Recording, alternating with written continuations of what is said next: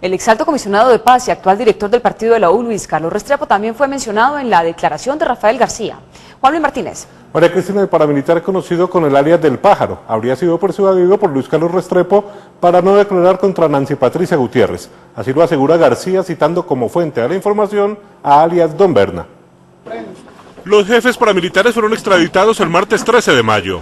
Según Rafael García, el viernes anterior a la cárcel Picota llegó el entonces comisionado de paz Luis Carlos Restrepo para visitar el pabellón de Justicia y Paz, pero también hizo llevar ante su presencia a alias Don Berna, quien estaba en alta seguridad. Ese día fue el comisionado.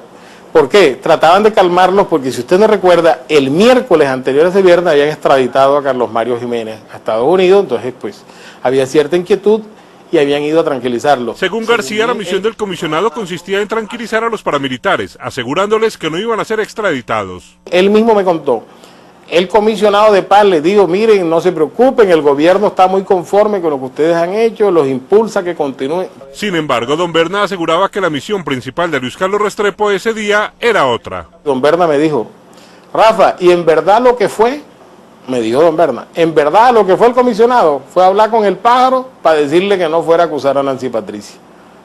Con el disfraz ese, tanto es así que después que hizo la vuelta, se fue y dejó a los otros allí. Por la visita o por la razón que fuera, el Pájaro terminó no declarando contra Nancy Patricia Gutiérrez en la Corte Suprema de Justicia. García también habló de un supuesto plan para derrocar y asesinar al presidente de Venezuela, Hugo Chávez, en el que habría participado el DAS, con Jorge Noguera a la cabeza. El DAS y el bloque norte de las autodefensas habrían participado en un plan para derrocar al presidente de Venezuela, Hugo Chávez, según lo afirma Rafael García. Hubo toda una conspiración contra el gobierno venezolano, ya, del cual, hasta donde yo sé, participaron facciones del bloque norte y el DAS, y también era estimulada por el ministro Fernando Londoño. García menciona a varios venezolanos como partícipes del plan, entre ellos a un ganadero del Táchira llamado Iván Roa, conocido de Jorge Noguera. Yo recuerdo que el ministro Fernando Londoño, que pues supongo que tenía amistades en Venezuela, alguna vez Jorge me habló de una familia Lapi, del estado Yaracuy, algo así, y un señor de apellido Marín, que creo que en aquel entonces vivía en Europa. Según él, Noguera encargó a una funcionaria del DAS del plan contra Chávez. Jorge Noguera creó un grupo del cual hacía parte, o quien fue encargada de conformarlo fue Jacqueline Sandoval.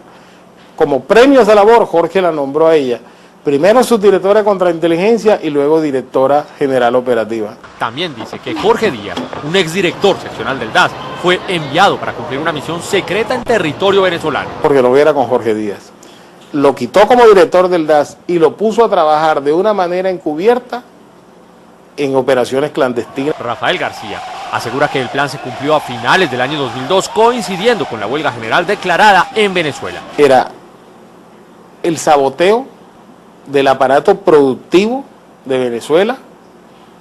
A raíz de eso se produce un paro en el 2002 que le causa un enorme daño al aparato productivo y se contemplaba asesinar personas representativas en el ánimo de causar zozobra en la sociedad venezolana.